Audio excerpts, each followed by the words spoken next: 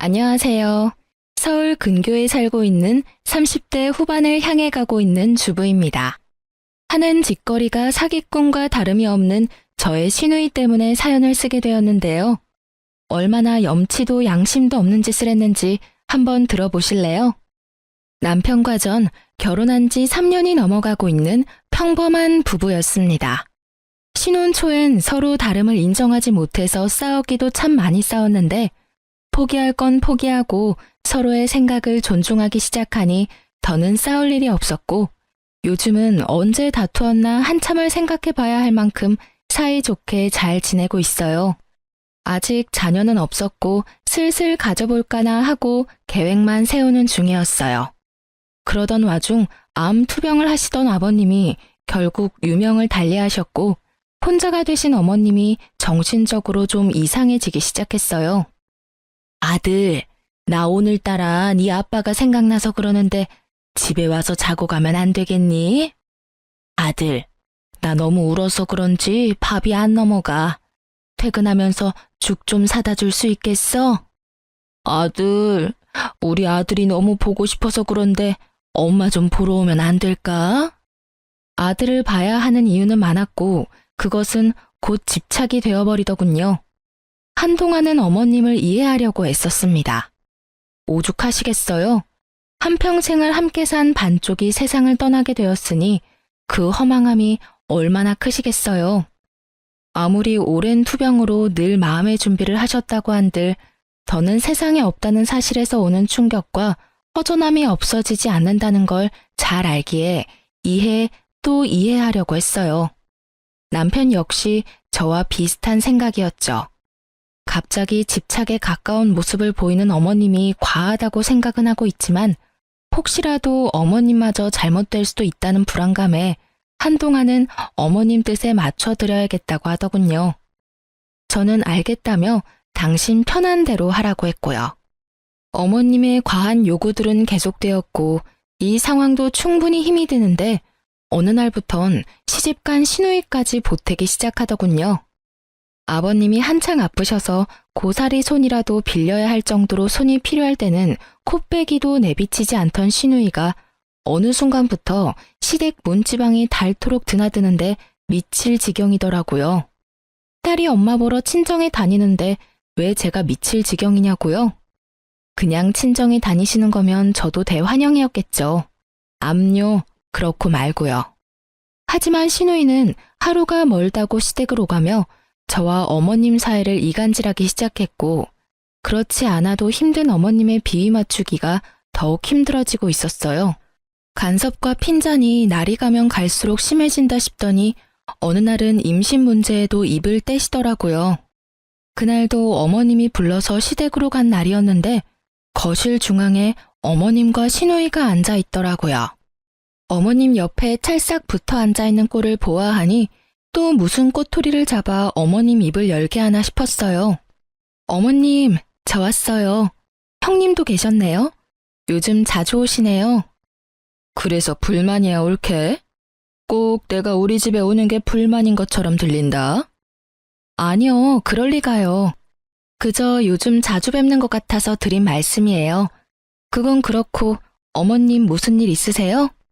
급하게 오라고 하셔서 오는 내내 걱정되어서 혼났어요. 일은 무슨?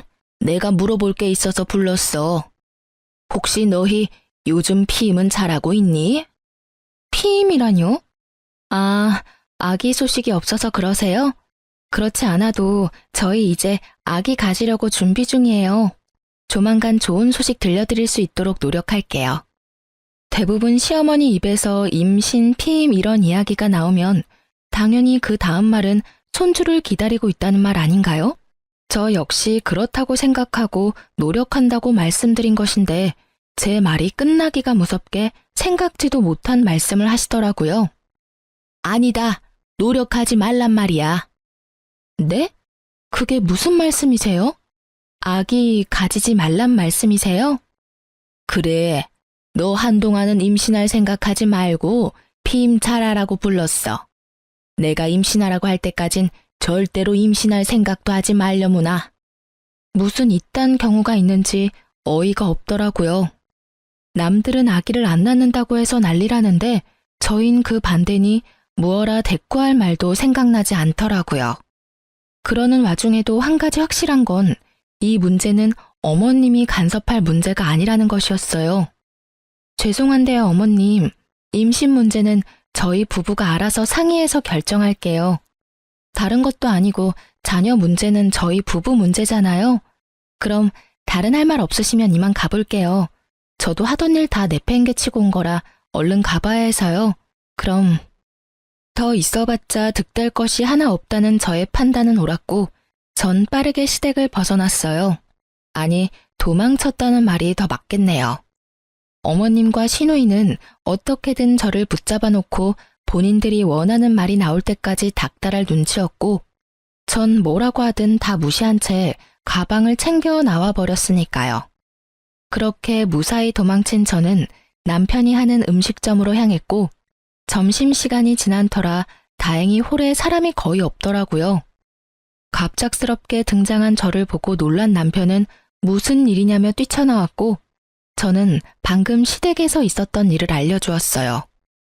여보, 갑자기 무슨 일이야? 회사는? 오늘 어머님이 급한 일이 있다고 부르셔서 반차 쓰고 나왔어. 어머니가? 갑자기 왜? 무슨 일 있으셔? 아니, 급하게 부르시길래 무슨 일인가 싶어서 갔더니 글쎄 뭐라고 하시는 줄 알아? 한동안은 임신할 생각도 하지 말라고 하시더라. 피임 잘하라고. 내가 참 듣고 있는데 어이가 없어서. 뭐라고? 그게 정말이야? 그래, 당신이 생각해도 그건 좀 아니지 않아? 아무리 어머님이라도 어떻게 임신 문제까지 간섭하실 수가 있어. 하물며 임신하지 말라니. 이게 말이 되는 상황이야? 내가 웬만하면 당신 가게까지 안 오려고 했는데 상황이 당신이 안 나서면 안 될 것 같아서 왔어. 글쎄 내가 그건 우리가 알아서 한다고 딱 자르고 나오려는데 원하시는 대답 들을 때까지 붙잡아두려고 그러시는지 형님이랑 어머님이랑 합심해서 잡고 안 놔주시더라니까. 그래서 겨우 뿌리치고 도망치다시피 해서 나왔어. 누나까지 있었단 말이야? 그래서 당신은 다친 데는 없어? 다친 데는 없어. 그나마 다행이네. 아니, 그나저나 도대체 왜 그러는 거야? 안 되겠다. 당장 가자. 이런 문제일수록 미루면 안 돼. 누나도 한자리에 있을 때 단판을 지어야지. 저보다도 더 화가 난 남편은 저를 데리고 다시 시댁으로 향했고 시댁에 들어서니 시누이와 어머님이 하하호호 이야기를 나누고 계시더라고요.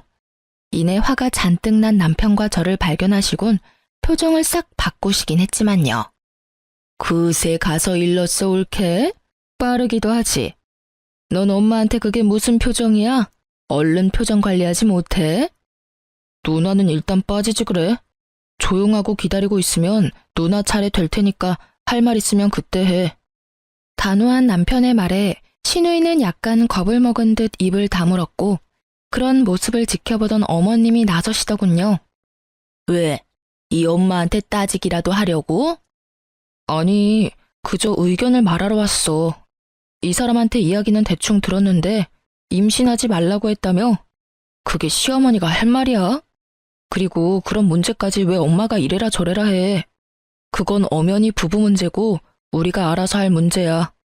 앞으로 부부 문제 가지고 이 사람 불러서 이래라 저래라 하지 마. 이것 봐라. 집안에 여자가 잘못 들어오니 내가 별꼴을 다 본다니까. 부부 문제? 너희끼리 알아서 할 문제야. 그게 왜 부부 문제야? 새로운 가족이 탄생하는 건데 우리 모두의 문제지. 넌 꼭 이런 사소한 것까지 네 남편한테 일러 바쳐야 했어? 그냥 내 하고 시키는 대로 했으면 얼마나 좋아. 내가 다 생각이 있어서 그런 건데 꼭 이렇게 집안에 분란을 만들어야지 속이 편하니? 저 물건 하나 때문에 위계 질서가 다 무너지는구나. 집안 꼴 잘 돌아간다. 잘 돌아가.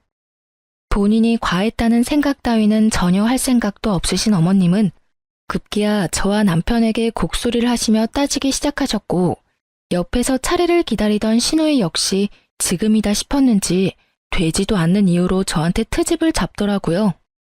엄마, 너무 속상해하지 마. 내가 있잖아. 응? 옳게.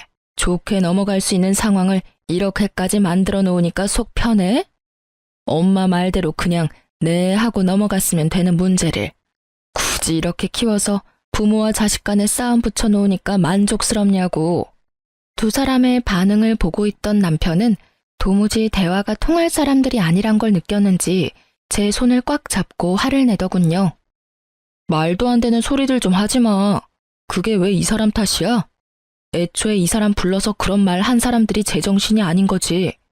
괜히 엄한 사람 죄인으로 몰지 말고 본인들 반성부터 좀 해.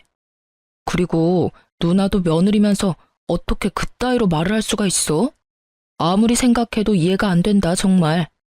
어쨌든 우린 갈 테니까 앞으로 이런 일로 나나 이 사람이나 집으로 부르지 마. 알겠어? 언성을 높이며 한바탕 쏟아낸 남편은 저를 데리고 그대로 밖으로 나가버렸어요. 그래도 화가 풀리지 않는 것인지 저를 보며 이렇게 말하더군요. 자기야, 앞으로 우리 최소한의 도리만 하면서 살자. 아버지 돌아가시고 혼자 된 엄마가 걱정되어서 과한 요구도 다 들어줬더니 엄마가 그래도 된다고 생각하는 것 같아. 그러니까 앞으로는 당신도 잘하려고 애쓸 필요 없어. 그렇지 않아도 집안일 하랴 회사일 하랴 힘들 텐데 괜한 스트레스 더하지 말란 말이야. 알겠지? 알겠어. 알겠으니까 그만 화 좀 풀어. 말은 이렇게 했지만 저는 몰라도 남편이 자식으로서 최소한의 도리만 한다는 것은 쉬운 일이 아니더군요. 남편은 예전보단 현저히 줄긴 했지만 아예 발길을 끊지는 못하고 가끔 찾아뵙는 듯 했어요. 충분히 이해할 수 있는 남편의 행동이기에 전 별다른 말을 하지 않았죠. 저라도 시댁에 불러다니지 않아도 되는 그 상황에 만족하자 이렇게 생각했어요. 그러던 와중 전 임신을 하게 되었고 남편과 저는 그야말로 세상을 다 가진 것처럼 기뻐했어요. 혹시나 자연 임신이 힘들 만큼 늦은 것이면 어떡하나 싶었거든요. 하지만 임신 준비를 시작한 지 반년도 되지 않아 임신에 성공하니 상상 이상으로 기쁘더라고요. 하지만 그렇게 기쁜 마음도 잠시 시댁에 알려야 하나 말아야 하나 고민이 되더라고요. 어머님이 그간 보이셨던 모습을 보면 조금이라도 늦게 말씀드려야 한다 싶다가도 그래도 집안의 경사와도 같은 기쁜 일인데 하루라도 빨리 알려드려야 하는 것이 맞다 싶었으니까요. 제가 이런 생각들로 고민을 하고 있자 남편이 이렇게 말하더군요. 그러지 말고 그냥 말씀드려. 말은 그렇게 하셨어도 막상 손주 가졌다고 하면 기뻐해 주실 거야. 그러실까? 그럼 설마 임신했다는데 욕이라도 하겠어? 그렇겠지? 그래. 아직 찾아뵙고 싶지는 않고 전화로 말씀드려야겠다. 그래도 되지? 뭘 물어? 당신 편한 대로 하면 되지. 알아서 해. 전 남편 말을 믿어보기로 했고 용기를 내 전화로 임신 소식을 전했죠. 저의 임신 소식을 전해 들으신 어머님은 축하는커녕 다짜고짜 화를 내며 정신병에 가까운 억측을 주장하기 시작하더군요. 네가 웬일이냐? 그러고 가서 연락 한 통 없더니. 그게요, 어머님. 저 임신했어요. 병원 가보니 4주 됐다고 하더라고요. 뭐? 임신? 너 정말 내 말이 우스웠니? 내가 한동안은 임신하지 말라고 했잖아. 아니, 어머님 그게 아니라요. 그런데 어머님, 제가 임신한 게 이렇게 혼날 일인가요? 전 도대체 이해가 되지 않아요. 분명 축하받아야 마땅한 일인데 왜 제가 혼나야 해요? 그걸 진짜 몰라서 묻는 게야? 네, 정말로 몰라서 그래요, 어머님. 이유가 있다면 말씀 좀 해주세요. 저 정말 어머님이 왜 이러시는지 궁금해요. 너 요즘 내가 힘들어하는 거 잘 알고 있다고 했지? 하루에도 몇 번씩 우울해지는 걸 그나마 내 아들 보면서 이겨내고 있었다. 그런데 그런 일 있고 나서부터 상현이가 날 멀리하기 시작해서 그렇지 않아도 허전하고 우울한데 아기라도 무사히 낳는 날엔 자기 자식 본다고 나를 더 멀리하게 될 것 아니니? 다시 생각해도 이건 정상적인 사람이 생각할 수 없는 정도의 잘못된 생각이었어요. 그래서 전 그렇지 않다고 여러 번 강조해서 말씀드리며 그렇게 생각하시게 된 이유를 물었죠. 도대체 그게 무슨 말씀이세요, 어머님? 아니에요. 절대 그렇지 않아요. 아범이 그럴 리가 있겠어요? 아기 나오면 아기 어릴 땐 힘들지라도 조금만 자라면 커가는 모습 보여드리려고 더 찾아뵙고 연락도 더 드리지 않겠어요? 왜 그런 생각을 하세요? 그런 생각은 하지도 마세요, 어머님. 아니긴 뭐가 아니야. 내 딸이 분명 그럴 거라고 하던데 뭘. 아들들은 다 똑같다면서 자기 새끼 낳으면 자기 새끼만 챙기고 부모는 나 몰라라 한다고 그러더구나. 생각해보니 틀린 말도 아니고.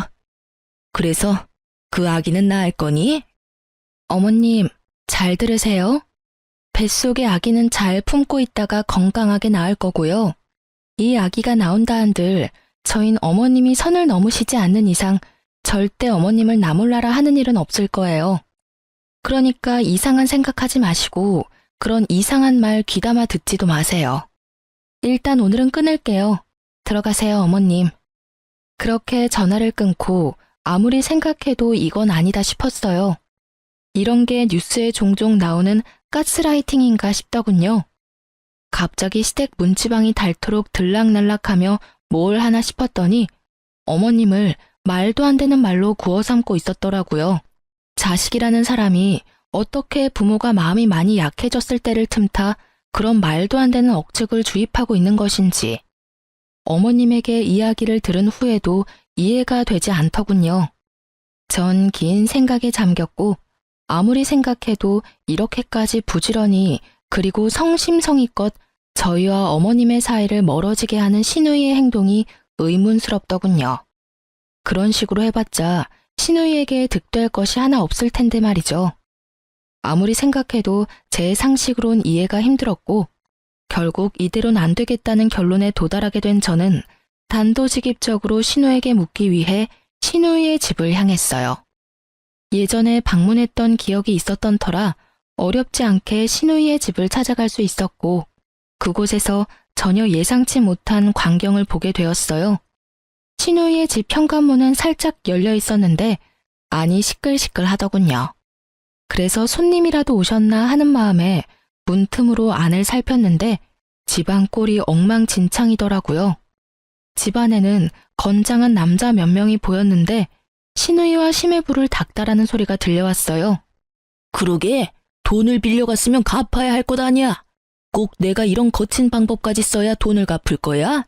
진작 갚았으면 좋잖아. 죄송합니다. 정말 죄송해요. 제가 어떻게 해서든 친정에서 돈 마련해 올 테니 그만 돌아가 주시면 안 될까요? 친정? 저번엔 친정에도 돈 나올 구멍 없다고 했잖아. 설마 나한테 거짓말이라도 했다는 거야? 아니에요. 정말 돈이 없었다고요.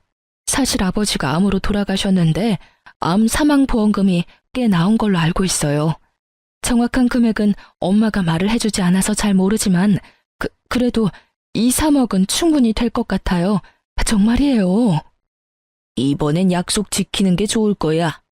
지난번에도 조금만 더 기다려주면 사업 일으켜서 갚겠다고 하길래 믿어줬더니 오늘 또 이렇게 찾아오게 했잖아. 다음에 우리가 만나게 되는 날엔 정말 각오해야 할 거라고. 이제야 모든 퍼즐이 맞춰지더라고요. 신우 부부의 사업은 원래 매출도 잘 나오는 편이었고 돈도 꽤 있던 걸로 알고 있었거든요.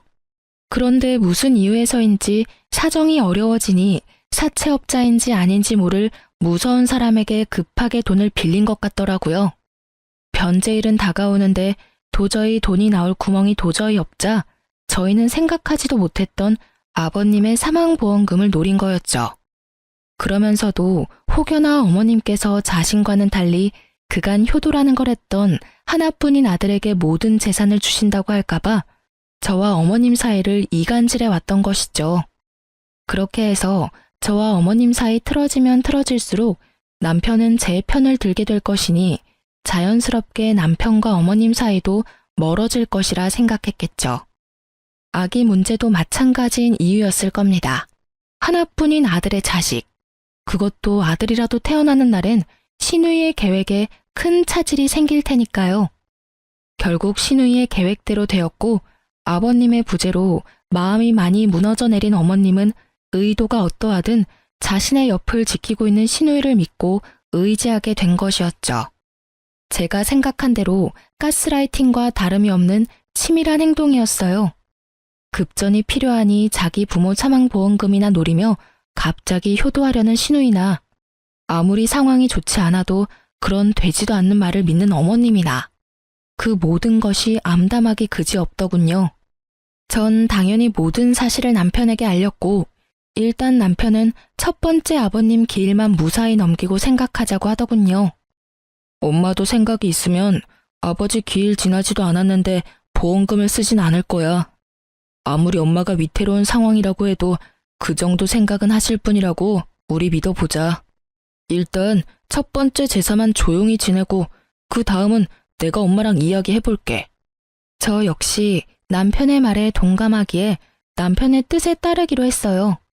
드디어 제삿날이 되고 전 두 사람이 꼴도 보기 싫었지만 살아생전 저를 정말 친딸처럼 여겨주셨던 아버님의 첫 기일을 무시하고 넘길 순 없었기에 차분히 마음을 정리하고 아버님만을 생각하며 시댁으로 향했어요.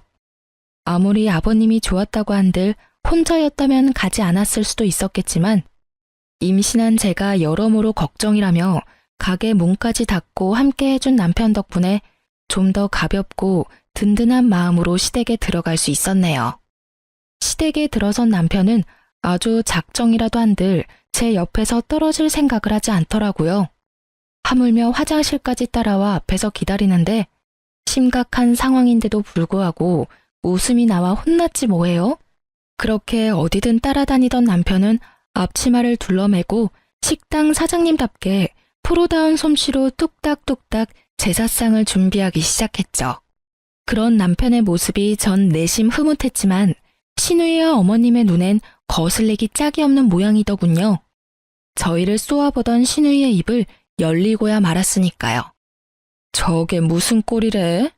저 꼴을 좀 봐, 엄마. 엄마가 고생해서 키워놨더니 엄한 년만 좋은 일 시키고 이러려고 엄마가 그 고생해서 아들 키워냈어? 그러지 말고 엄마 얼른 상연히 좀 끌어내. 나 저 꼴 보고 있기 힘들어. 시누이의 조종 스킬이 얼마나 대단한지 시누 말 한마디에 시모가 노발대발 화를 내며 남편을 끌어내려고 했고 남편 또한 절대 질 수 없다는 듯 어머님에게 맞대응하고 나서더군요. 상연이 너 그게 뭐 하는 짓이야? 당장 나오지 못해? 그렇지 않아도 가게에서 지겹게 주방일하는 녀석이 보아하니 어느 정도 한 것 같은데 인제 그만 집사람한테 맡기고 얼른 나와. 이왕 어느 정도 한 김에 마저 하고 나갈 테니까 도와줄 거 아니면 아무 말도 하지 마. 뭐야, 그래도 이 녀석이? 엄마 뒷목 잡고 넘어가는 꼴 보고 싶은 게야? 이런 걸로 뒷목 잡고 넘어갈 사람 아니란 거 잘 알고 엄마가 무슨 말을 하든지 이 사람 혼자 일하는 꼴은 절대 못 보니까 정 보기 싫으면 방으로 들어가. 괜히 보면서 서로 불편하지 말자고. 신혼 때 죽자고 싸운 보람을 여기서 느끼게 됐다면 여러분 웃으실 건가요? 전 정말로 신혼 때 하루가 멀다고 싸웠던 보람을 느끼게 되었고 그때 그 시절 제가 입이 마르게 강요했던 온전한 내 편이 된 남편이 참 든든하더군요. 그렇게 제가 살벌과 흐뭇의 기분을 오가는 사이 미친 여자임이 분명한 시누이가 이때다 싶었는지 추악한 본론을 꺼내들기 시작하더라고요. 저것 봐 엄마, 내 말이 맞지? 저 녀석 이제 엄마는 안중에도 없다니까. 저것도 아들이라고 키워놨더니 엄마 말 싹 무시하고 자기 마누라만 감싸는 것 좀 보라고. 엄마, 잘 생각해야 해. 하나뿐인 아들이라고 엄마가 재산 나눠주는 순간 엄마하고 딱 인연 끊어버리곤 자기들끼리 호의호식할 게 분명하다고. 모르긴 몰라도 엄마 죽고 나면 제사밥도 못 얻어먹을걸? 엄마도 그렇게 생각하지 않아? 욕을 할 거라면 작게라도 하지. 얼마나 크게도 외치는지. 혹시 시누이 혼자 확성기라도 쓰고 있는 것이 아닌가 하는 생각이 들더군요. 이제 밑밥도 잘 깔아둔 시누이는 급하긴 한지 다른 날도 아닌 아버님 첫 번째 기일날 준비한 말을 꺼내더군요. 그러니까 엄마, 은행에 고이 모셔둔 돈 나한테 투자 좀 해줘. 내가 은행 이자보다 곱절은 더 쳐서 갚을게. 정말이야. 내가 돈이 어디 있어? 에이, 아빠 보험금 나온 거 다 알고 있거든? 그거 은행에 모셔두면 뭐해? 남 좋은 일만 시키는 거지. 남 좋은 일 시킬 바엔 하나뿐인 딸이랑 사위한테 투자하는 게 더 옳은 일 아니야? 염치도 양심도 없는 신우이의 말이 떨어지자마자 남편이 하던 일을 다 내팽개치고 거실로 나가더라고요. 뒷모습에서도 분노가 느껴져 혹시나 하는 마음에 저 역시 남편의 뒤를 따랐죠. 두 사람 앞에 선 남편은 신우이에게 소리를 지르기 시작하더군요. 누나가 제정신이야? 어디서 감히 아버지 사망보험금을 달라는 말을 해. 그것도 다른 날도 아닌 아버지 기일날에. 요즘 누나가 엄마하고 우리 사이에서 이간질한 이유가 이거였어? 내가 정말 어떻게 해서든 이해해 보려고 했어. 오죽 힘들면 저럴까 하면서 말이야. 그런데 아무리 힘들어도 이건 아니지. 그 돈이 어떤 돈인데? 그 돈 아버지 목숨값이야, 누나. 그거 아버지가 돌아가시면서 엄마한테 남겨준 엄마 노후 자금이라고. 그러니까 손댈 생각 하지도 마. 알겠어? 이렇게까지 단호한 사람이었나 싶을 정도로 확실하게 못 박았음에도 불구하고 신우이는 물러날 생각이 없어 보였고 남편의 말에 반박하고 나서더군요. 아버지 목숨값이면 평생 은행에 두고 꺼냈으면 안 돼? 아버지가 그러라고 남겨주신 돈인 것 같아? 아니잖아. 힘들 때 보탬이 되라고 남겨주신 돈일 텐데 지금 당장 필요한 내가 좀 쓰겠다는데 그게 그렇게 화낼 일이야? 그리고 이간질? 난 이간질을 한 게 아니라 사실만을 말했을 뿐이야. 너 지금도 이렇게 엄마랑 사이가 좋지 않은데 나중에 엄마가 나이 들면 모시고 산다고 약속할 수 있어? 없잖아. 그럴 생각도 없잖아. 내 말이 틀려?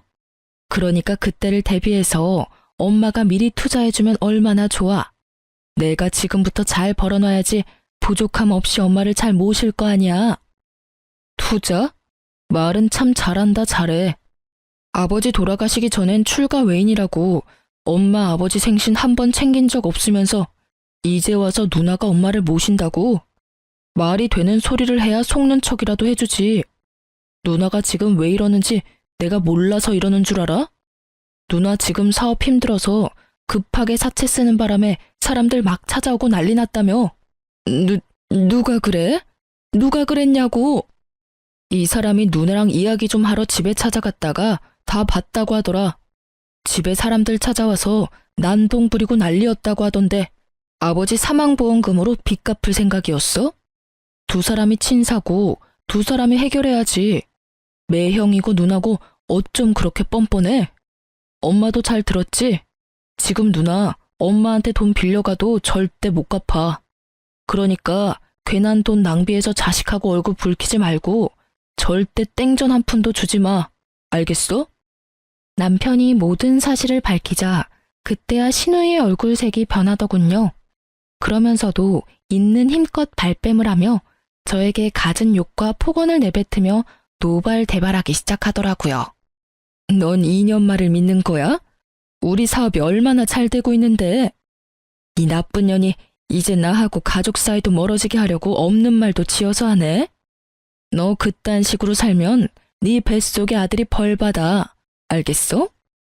이미 눈이 돌아버린 신우이는 뱃속에 조카까지 들먹이며 폭언을 하기 시작했고 이런 신우이의 상태를 알아챈 남편은 마지막으로 어머님께 다시 한번 신신당부를 하고선 준비한 제사 음식을 급히 챙겨 시댁에서 나와버렸어요. 상황이 이러해도 아버님의 제사는 꼭 챙기고 싶었기에 첫 번째 아버님의 제사는 그렇게 저희 집에서 지내게 되었죠. 그런 일이 있고 난 뒤 전화통이 불이 날 것이라는 저희의 예상과는 달리 어머님과 신우이는 조용했고 조용하니 불안해지며 무섭기까지 하더군요. 지금의 침묵은 분명 좋지 않은 기류임이 분명했으니까요. 아니나 다를까 며칠 뒤 신우이에게서 연락이 왔고 설마 했던 소식을 전해주더군요. 올케, 잘 지냈어? 그럭저럭 지내고 있어요. 웬일이세요? 다름이 아니라 나 엄마한테 투자 받았다고 상현이한테 전해달라고. 직접 전화하시지 왜 굳이 저한테 그걸 전해달라고 하세요? 올케도 궁금할 것 같기도 하고 안부도 궁금해서. 내 조카는 잘 크고 있지? 아무튼 몸조리 잘하고. 상윤이한테 자기가 그렇게 반대해도 난 결국 받아냈으니까 앞으로 나한테 찍소리 하지 말라고 좀 전해줘. 애가 예전엔 안 그랬는데 요즘 너무 버릇이 없어. 하여튼 끊을게. 결국 우려하던 일이 일어났더군요.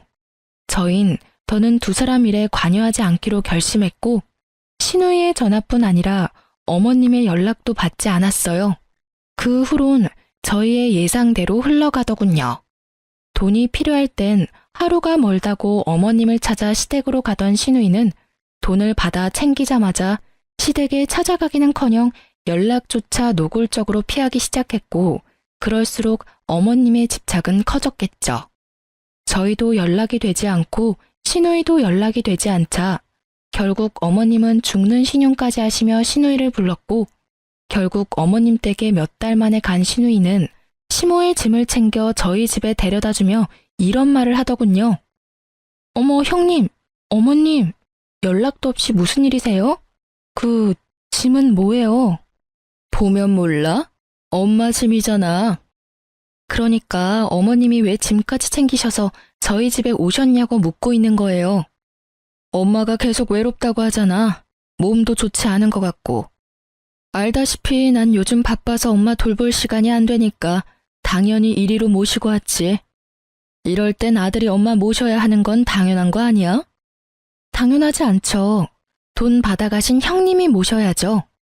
저흰 어머님께 땡전 한 푼 받은 적도 없을 뿐더러 바란 적도 없어요. 그런데 왜 저희가 모셔야 해요? 저흰 절대로 못 모시니까 당장 모시고 가세요. 이렇게 말하며 당장 집으로 오라고 남편에게 문자를 보냈죠. 틀린 말이 하나 없는 제 말에 대꾸할 말이 없었던 신우이는 모르쇠로 일관하며 우기기 시작하더니 결국 어머님을 내팽개치며 나가더군요. 아, 몰라. 어쨌든 난 엄마 못 모셔. 난 출가 외인인 거 잊었어? 남편도 엄마 오면 불편하다고 하고 시댁 눈치도 보이고. 같은 며느리로서 올케가 내 입장 좀 이해해줘, 응? 그럼 이야기 다 된 걸로 알고 난 가볼게. 형님, 이대로 가시면 어떡해요? 나 바빠. 연락할게. 그렇게 떠나버린 신우이와 아무 말도 하지 않고 그저 울고 있는 어머님. 한숨이 정말 절로 나오더라고요. 전 아무런 말도 하지 않은 채 남편만을 기다렸고 얼마 지나지 않아 남편이 들어오더니 어떻게 된 상황인지 대충 알겠다는 눈빛으로 어머님 짐과 어머님을 모시고 다시 나가더라고요. 묻지 않아도 남편이 향하는 곳은 신우이의 집이었고 다시 돌아온 남편은 혼자가 되어 들어오더군요. 아, 이게 진짜 무슨 일이야? 당신 괜찮아? 어머님, 형님 댁 모셔다 드린 거지? 누나 집에 모셔다 드렸어. 어떻게 인간이 그러냐? 나 사실 엄마 불쌍해서 어떻게 해야 하나 고민도 했는데 누나 하는 꼴이 얄미워서 엄마 모셔다 드렸어. 좋다고 돈 받아갈 때는 언제고? 누나도 누나지만 매형도 어이없어. 엄마 모시고 가니까 나 몰라라 하고 밖으로 나가더라니까. 하긴 둘 다 똑같은 것들이니까 좋다 하고 같이 살고 있지. 남편의 화는 쉽게 가라앉지 않았고 많이 놀랐을 저를 걱정하면서도 신우이에 대한 분노를 쏟아내더라고요. 그렇게 얼마 뒤 신우이가 다시 찾아왔더군요. 얼마나 우셨는지 거의 탈진할 것만 같은 어머님을 모시고요. 어머님이 많이 미운 제 눈에도 어머님의 위태한 상태가 걱정되는 지경인데 신우이는 그런 어머님의 상태가 보이지 않는 것인지 어머님의 손과 짐을 던지다시피 하고 소리를 질러대더군요. 난 절대 돈 한 푼 없는 노인네 모실 생각 없어. 없다고. 그러니까 괜히 힘 빼지 마. 우리 집에 데리고 오지 말라고. 다시 찾아오기만 해. 문도 열어주지 않을 테니까 말이야. 발악에 가까운 말을 뱉어내던 신우이는 이내 차분해지더니 지금까지와는 차원이 다른 경악스러운 말을 하더라고요. 아, 맞다. 엄마 집 남았지? 혹시 알아? 엄마가 집 처분해서 또 나한테 투자해주면 그땐 진짜 모실지도. 내가 남편을 잘 설득해보겠단 이 말이야. 그거 아닌 이상 난 죽어도 엄마 모실 생각 없으니까 그런 줄 알고 아들인 네가 알아서 해. 알았어? 저뿐 아니라 남편도 충격이 컸는지 아무런 행동도 말도 하지 못하고 멍하니 서 있더라고요. 저조차도 이게 인간인가 하는 생각뿐이었는데 남편은 더하면 더했지 모자라진 않았겠죠. 저희를 충격에 빠뜨리고 도망치듯 집을 나간 시누이와 그런 시누이가 나간 현관문만 멍하니 보며 눈물만 흘리고 있는 어머님. 이 상황을 어떻게 해야 하나 고민에 빠져 있는데 어머님은 그제야 정신이 드셨는지 그야말로 대성통곡을 하시더라고요. 상황이 이렇게까지 되니 그 밉던 어머님이 참 불쌍하단 생각마저 들더군요. 남편의 표정을 보아하니 남편도 제 생각과 별반 다르진 않은 것 같았어요. 결국 저흰 어머님을 받아들이기로 했습니다. 재산이 있든 없든 어쨌든 남편에겐 어머니였고 시누이의 입김이 있기 전까진 어머님도 꽤 괜찮은 사람이었으니까요. 저흰 어머님을 한 번 더 용서하고 이해해 보기로 했던 것이었어요. 그냥 시댁으로 어머님을 모셔다 드리고 자주 왕래하며 지내는 방법도 있었지만 워낙 겪으신 일이 보통 일이 아니신지라 기력이 많이 떨어지셨더라고요. 혼자 계시게 했다간 정말 사람 잡겠다는 말이 나올 것만 같아 그냥 모시기로 했던 거죠. 이때까지만 해도 어머님을 완전히 용서했던 건 아니었기에 어쩔 수 없이 미운 마음이 있었어요. 하지만 불쌍하단 마음이 더 컸기에 어머님께 잘해드리려 애썼어요. 이때쯤 전 사실상 퇴사를 했던 터라 어머님과 보내는 시간도 많았죠. 온종일 멍하니 계시는 어머님을 모시고 산책도 다니고 산책을 나가는 날엔 맛있는 것도 사 먹고 집으로 돌아오는 길엔 남편 가게에 들려 남편 일도 돕고 남편과 수다도 떨기도 했어요. 그렇게 한 달 조금 지났을까요? 처음엔 말씀도 거의 하지 않으시던 어머님이 점점 말씀도 많아지기 시작하시더니 어느 날엔 남편과 수다를 떨다가 환히 웃으시더라고요. 예전 어머님의 모습이었어요. 밝아지기 시작하신 어머님은 마음의 안정을 되찾으신 건지 집안일도 도와주시며 저에게 잘해주려 애쓰시더라고요. 그때쯤엔 어머님에 대한 미움도 거의 사라지고 이대로 쭉 살아도 괜찮겠다 싶더라고요. 그렇게 어머님과 함께 평화로운 일상을 보내던 어느 날, 잔뜩 굳은 표정의 어머님이 저에게 시누이를 불러달라고 하시더라고요. 자신의 전화는 받지 않는다면서요. 그래서 전 시누이에게 전화를 걸었고 제 전화 역시 받지 않아 오늘 당장 저희 집으로 오지 않는다면 형님네 집으로 찾아가서 나올 때까지 기다릴 거라고 문자를 남겼어요. 제 말이 통했는지 시누이는 얼마 지나지 않아 집으로 왔더라고요. 당당하다고 해야 할지 뻔뻔하다고 해야 할지 고개를 빳빳하게 쳐들고 들어오는데 제가 어머님을 대신해서 뺨 한 대 때려버리고 싶을 정도였어요. 하고 온 행색을 보니 빚도 잘 해결하고 사업도 어느 정도 되는 것 같더라고요. 하늘도 무심하단 생각이 들더군요. 저런 인간을 망하게 해야 할 텐데 하고요. 어쨌든 시누이는 어머님의 고갯짓에 따라 어머님의 앞에 앉았고 여전히 말하는 싸가지는 없더라고요. 바쁜 사람 왜 오라가라야? 할 말 있으면 문자로 하든가 하지. 아, 그래. 준비한 말이나 해봐. 시누이를 가만히 바라보던 어머님은 이내에 결심이라도 하신 듯 저와 남편조차도 몰랐던 차용증을 꺼내며 시누이에게 보여주더라고요. 시누이의 얼굴은 새파랗게 질려갔고 어머님은 그제야 소파에 등을 기대시며 말문을 열었습니다. 너 이거 기억하지? 내가 너한테 얼빠진 짓거리 할 때 작성했던 거란다. 네가 직접 적고 도장까지 적었으니 내용은 잘 알고 있을 테지만 내가 중요한 부분만 다시 읽어주마. 을은 갑이 도움을 필요로 할 시엔 무슨 일이 있어도 응해야 하고 만약 이를 어길 시엔 일시불로 모든 금액을 상환해야 하며 또한 갑이 정신적 피해를 보았을 경우 그 피해 보상도 해야 한다. 이렇게 쓰인 글 밑에 네 이름이랑 네 도장도 찍혀 있는데 다시 한번 확인해 볼련? 아니, 그게 엄마, 그걸 지금까지 가지고 있었어? 그래요. 어머님은 신우이에게 홀려 돈을 빌려주던 와중에도 혹시나 하는 상황에 대비해 구체적인 조항까지 넣으며 차용증을 작성하셨더라고요. 그 당시 집에 사람들이 찾아와 난리를 피울 만큼 상황이 급했던 신우이는 설마 하는 마음으로 차용증을 흔쾌히 작성해 주었던 것이고요. 신우이가 어머님을 버릴 당시 어머님의 정신적 상태가 온전한 상태와는 거리가 멀었고 그렇기에 차용증 따위는 잊었을 거라 생각했던 신우이의 안일함이 불러온 결과였죠. 말까지 더듬어가며 아무 말이나 짓거리는 신우이와는 달리 어머님은 무섭도록 침착하게 말을 이어나가셨어요. 그럼 이게 내 노후 자금인데 잘 가지고 있었지. 딸아, 네 엄마가 아무리 정신이 나갔어도 할 건 다 했단다. 이거 이래봬도 작성한 날 공증까지 마친 차용증이고 며칠 전에 변호사도 만나서 상담해보니 차용증대로 실행 가능하다는 말도 들었지 뭐니.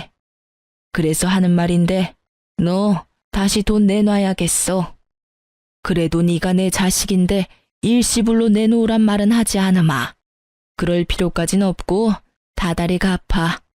물론 이자까지 쳐서 갚아야 하는 건 알고 있지? 엄마, 내가 그럴 돈이 어디 있어. 나 요즘도 사실 힘들어. 힘들기는 네가 하고 온 꼴을 보니 이제 살만해 보이는구먼. 끝까지 거짓말할 거야? 정말이야, 엄마. 내가 그런 걸로 거짓말을 하겠어? 다 모르겠고 네가 만약 돈을 갚지 않으면 난 널 깜빵에 보내는 한이 있더라도 고소할 테니 무조건 다 갚으렴. 엄마, 정말 너무하는 거 아니야? 어떻게 하나뿐인 딸을 고소한다는 말을 해? 그러는 넌 엄마가 2명이라서 엄마를 버렸니? 그렇게 울고불고 매달렸건만 그리 모질게도 엄마를 버렸어?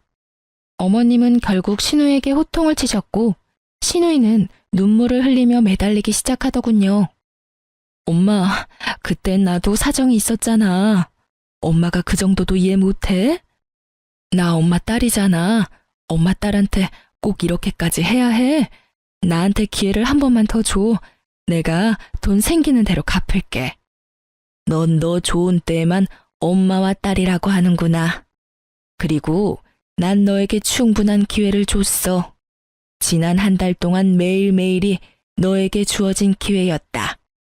그런데 넌 어떻게 했니? 먼저 전화해서 사과하기는커녕 내 전화조차 무시하지 않았니? 그게 엄마, 내가 잘못했어. 엄마라고 부르지도 마. 난 이제 너 같은 딸 필요도 없으니 괜한 눈물 빼서 동정심 살 생각도 말거라. 엄마, 내가 정말 잘못했다니까? 이제 와서 네가 잘못했다고 하면 내 마음이 풀릴 줄 알아? 애초에 먼저 버린 건 너였어. 그러게 이거사, 진작 좀 사람답게 살지 그랬어. 진작 일이 힘들다고 돈 달라고 했으면 내가 모른 척 했겠니? 그래도 하나뿐인 내 딸인데. 이제 와서 이런 말이 무슨 소용이겠냐마는 내가 너한테 준 그 돈 원래 너한테 줄 돈이었다. 원래 네 몫이었어. 그래? 그러면 엄마 그냥 줬다고 생각하고 그 차용증 찢어줘. 그러면 되잖아. 어차피 줄 돈이었다며. 그건 그때 이야기고 지금은 상황이 아주 다르지. 너 같으면 단물만 쏙 빼먹고 부모 버리는 딸년한테 재산을 주고 싶겠어? 난 절대로 그렇게 할 생각 없으니 무조건 다 갚아. 알겠어?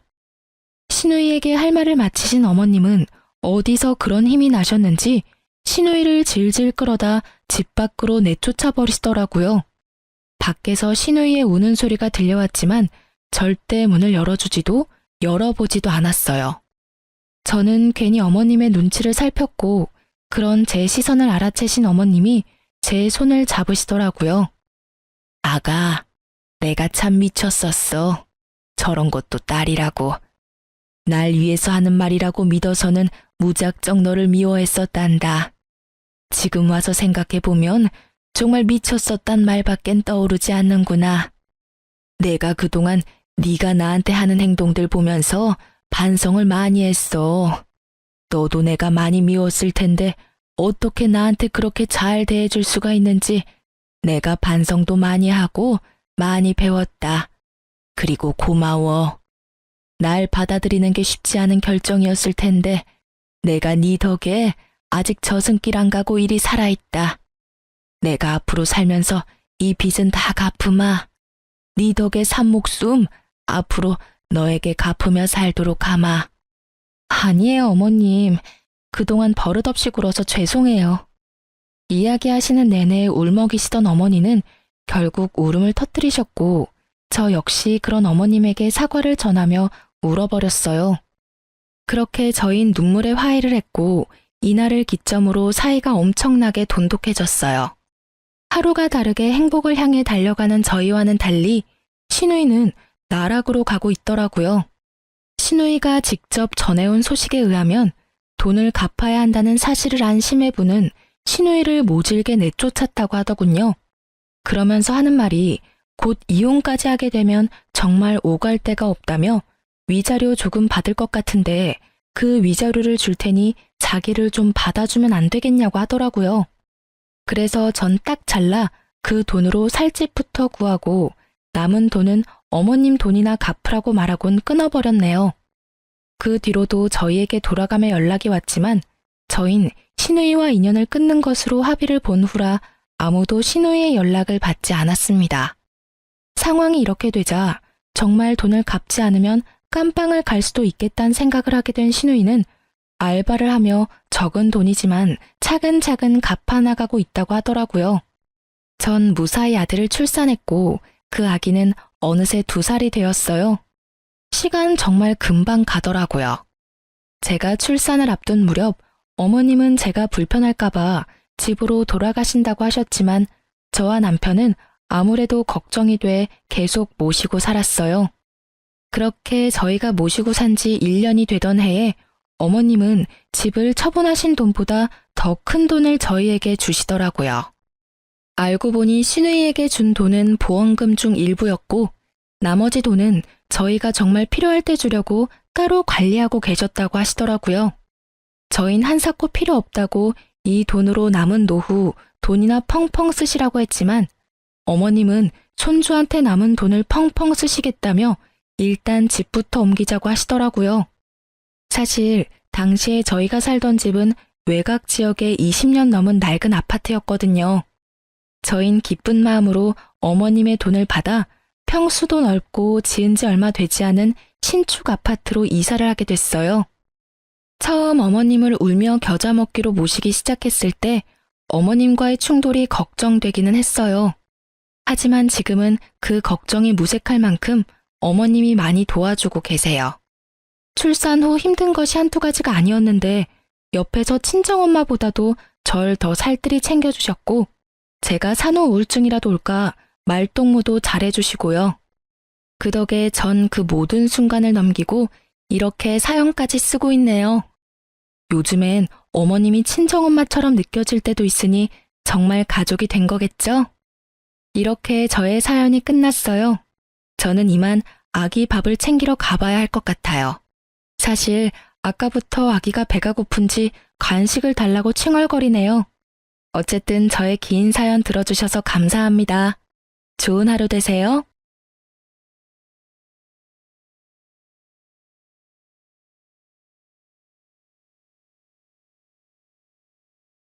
안녕하세요. 저는 평소 사연을 들으며 육아 스트레스를 풀고 있는 애청자입니다. 사연을 듣다 보니 참 다양한 이혼 사유들이 있던데 저 역시 소개된 사연 못지않게 경악스러운 이혼 사유로 이혼하게 되어서 이렇게 사연을 보내봅니다. 저와 남편은 친구의 친구였어요. 그러니까 한 남자인 친구를 중심으로 남편은 친구의 초등학교 때부터 친구, 저는 그 친구의 고등학교 때부터 친구였어요. 20대 중반이 넘어갈 때쯤 이야기로만 듣던 남편과 술자리를 하게 되었고 그 이후 저흰 친하게 지내며 함께 시간을 보내곤 했죠. 남편과 전 어느 날부터 서로를 좋아하게 되었고 친구 역시 여자가 생겨 4명이서 함께 잘 어울려 다녔죠. 결혼 역시 저희 부부가 먼저 하고 2달 뒤에 친구 커플도 결혼하게 되며 더욱 사이는 돈독해졌어요. 그렇게 저흰 변하는 계절마다 함께 여행도 다니며 출산도 비슷한 시기에 하게 되는 둘도 없는 친구 사이가 되었어요. 출산을 하고 난 직후를 제외하곤 자주 왕래하며 지냈어요. 함께 육아를 하기도 했고 문화센터도 함께 다니며 많은 시간을 함께 보내곤 했어요. 아기들이 돌이 지나고 난 뒤에는 각자 친정 또는 시댁에 아기를 맡기곤 부부들끼리 여행도 다니곤 했어요. 그런데 생각조차 하지 못했던 곳에서 문제가 생겨나더라고요. 그건 바로 남편의 행동이었어요. 그날도 아기는 시댁에 맡기고 부부 동반 여행을 떠났고 주변을 산책 겸해서 구경하고 있는데 벌 2마리가 주변을 맴돌기 시작했어요. 저와 친구의 아내는 소리를 지르며 호들갑을 떨기 시작했고 남편과 친구는 벌을 쫓아내기 바빴어요. 그런데 문제는 여기에서 일어났죠. 아니, 글쎄 친구는 그렇다 치고 남편까지 친구 아내 옆에 붙어 벌을 쫓아내고 있는 것이 아니겠어요?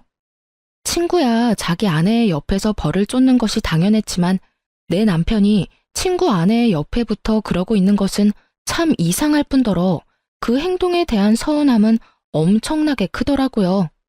제가 서운함의 남편을 보고 있으니 남편이 이렇게 변명을 하더군요. 아니, 그게 아니라 이쪽에 벌이 더 많아서 쫓다 보니 이렇게 됐네. 당신 괜찮아? 쏘이진 않았어? 이제 와서 걱정한다고? 그쪽에서 그렇게나 열심히 쫓아내놓고? 에이, 미안해. 내 맘 알지? 벌이 있는 쪽은 제 쪽이었는데도 불구하고 남편은 친구 아내가 있는 쪽에 벌이 많았다며 변명하더군요. 빠른 사과를 하는 남편을 보며 애써 서운한 마음을 억눌렀지만 알게 모르게 친구 아내를 챙기는 모습에 그 서운함은 점점 쌓여갔어요. 그렇게 숙소에 도착했고 저의 서운함은 그만 폭발하고야 말았습니다. 숙소에 도착한 저희는 역할 분담을 하기로 했고 남자들은 짐을 옮기고 여자들은 고기와 새우를 구우며 간단한 식사 준비를 하기로 했죠. 친구 아내와 저는 고기와 새우를 굽기 시작했고 갑자기 새우 껍질 파편 같은 것이 딱 소리를 내며 제 얼굴에 튀어버렸어요. 전 너무 놀라고 아파 악소리를 냈고 친구 아내는 다치진 않았지만 소리에 놀라 악 하고 소리를 지르더군요. 저희의 소리를 들은 남편이 달려와 상황을 대충 살폈고 사왔던 얼음을 봉지에 넣은 후 수건으로 감싸더군요. 전 당연히 저를 위한 것이라 생각했고 손을 내밀었어요. 하지만 그 얼음은 제가 아닌 친구 아내의 얼굴로 향했고 전 그 순간이 너무 당혹스럽더라고요. 하지만 저보다 더 당황한 친구의 아내가 멋쩍은 듯 자신은 다치지 않았고 제가 다쳤다며 얼음을 저에게 내밀었고 전 순간 기분이 팍 상하며 서운함이 폭발해버렸죠. 자기 눈에는 다친 내가 안 보여? 누가 봐도 다친 쪽은 나잖아. 진짜 미안. 순간적으로 너무 놀라서 그랬어. 그것도 변명이라고 해? 순간적으로 놀란 상황이었다면 더더욱 그 얼음은 내 얼굴로 왔어야지. 지의 얼굴이 아니라. 그게 진짜 미안. 순간 보이는 게 지혜씨 놀란 얼굴이라서 손이 먼저 나갔나 봐. 당연히 여보부터 챙겼어야 했는데 먼저 보인 얼굴이 지혜씨라서 나도 모르게 그만. 정말 미안해. 그 말도 정말 황당한 거 알아? 지혜만 소리를 지른 것도 아니고 나도 소리 질렀는데 어떻게 내가 아닌 지혜를 먼저 볼 수가 있어. 난 당연히 다쳤을 거라 생각했다니까. 아니, 그리고 생각해보니까 내가 마냥 미안하다고 하는 것도 이상하지 않아? 난 정말 지혜씨가 다치고 당신은 괜찮은 줄 알았어. 너무 놀란 상태였고 그 순간 처음 보인 게 나랑 마주보는 자리에 있던 지혜씨였으니까. 그래서 지혜씨한테 얼음을 챙겨준 것뿐이야. 그게 그렇게 잘못된 행동이야? 당신이 이렇게 화낼 만큼?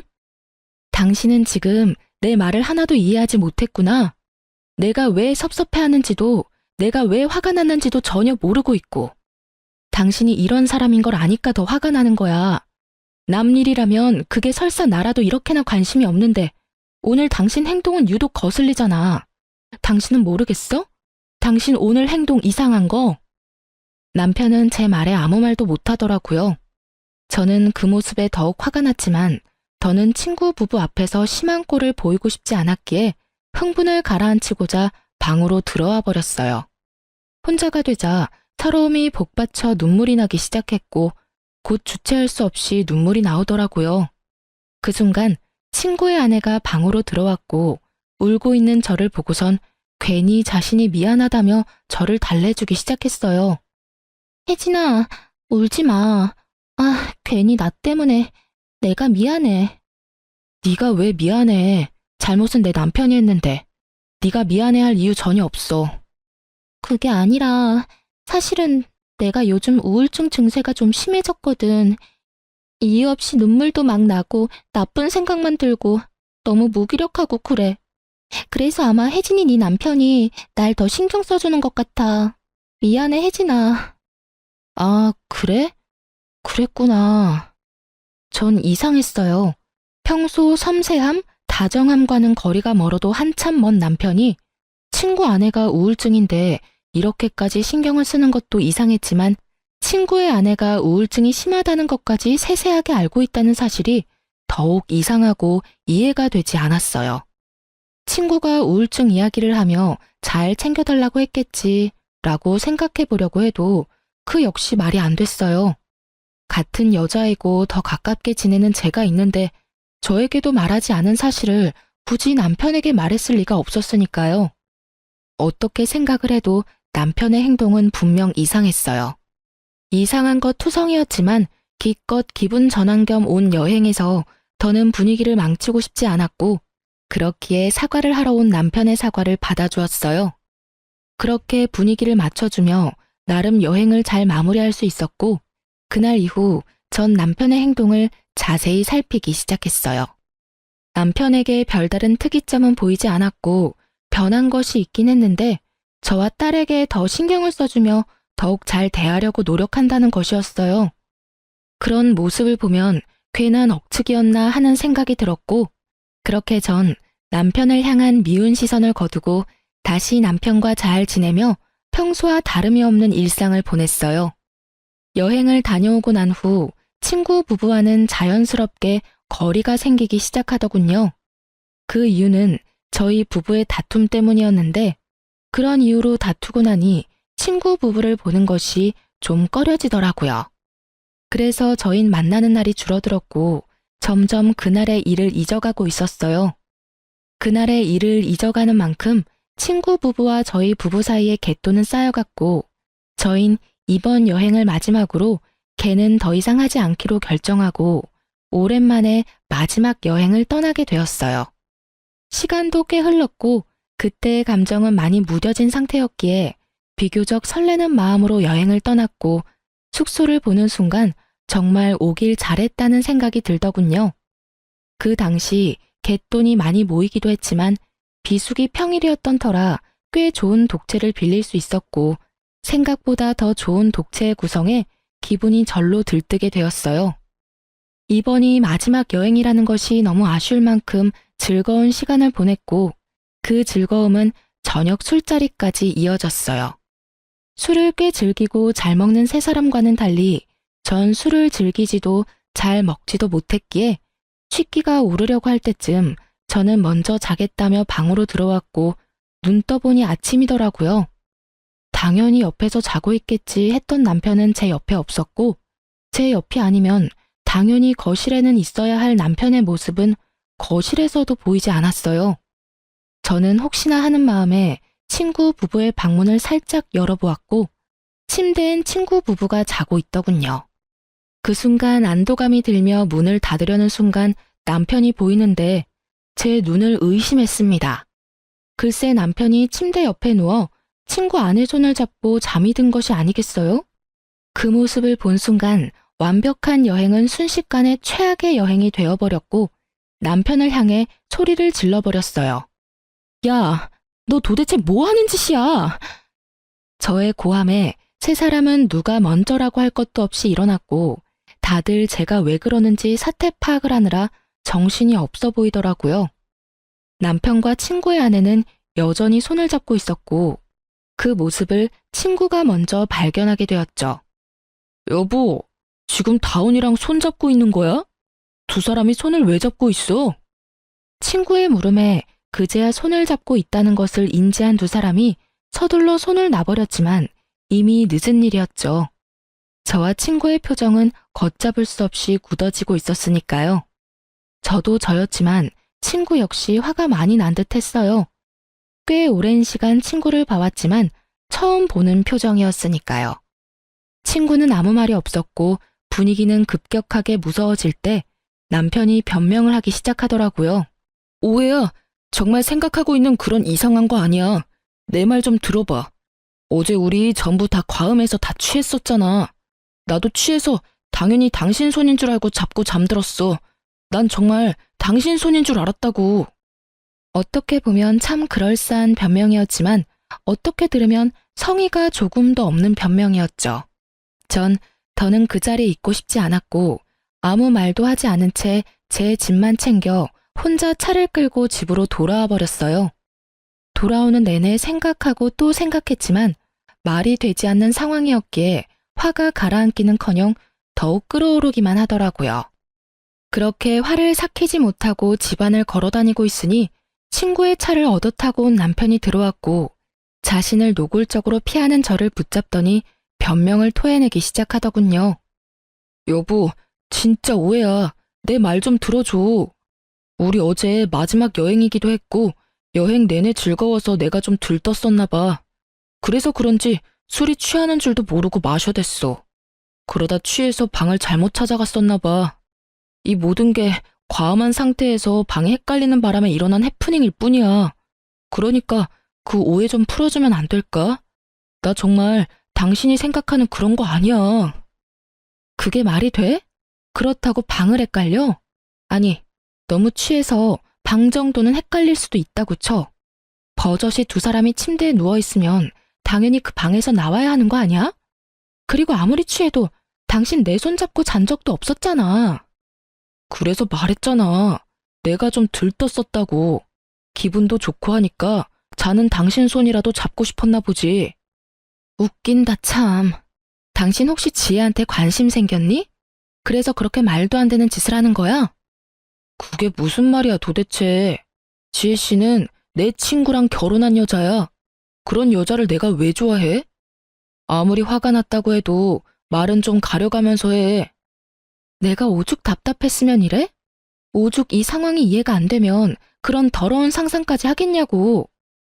내가 진짜 미안. 그런데 정말 나 거짓말하진 않았어. 제발 좀 믿어줘. 아무리 남편 말이 사실이라고 한들 남편이 친구 아내의 손을 잡고 자던 모습은 머릿속에서 사라지지 않더라고요. 그 잔상이 남아있으니 남편의 말도 믿기지 않았고요. 그래서 전 한동안은 안방에 들어올 생각하지 말고 거실을 쓰라고 했고 그렇게 저희의 각방 생활은 시작되었어요. 저의 화는 쉽게 풀리지 않았고 일주일이란 시간이 흘렀어요. 평소 저희는 부부싸움을 해도 이렇게까지 길게 하는 스타일이 아니었고 만약 길어지더라도 시간이 흐름에 따라 왜 싸웠는지조차 잊어버려 흐지부지 서로 말을 걸며 싸움이 끝나는 경우가 대부분이었어요. 하지만 이번엔 평소 때와는 달랐고 저의 머릿속엔 그날의 일이 잊히기는커녕 점점 선명해지더군요.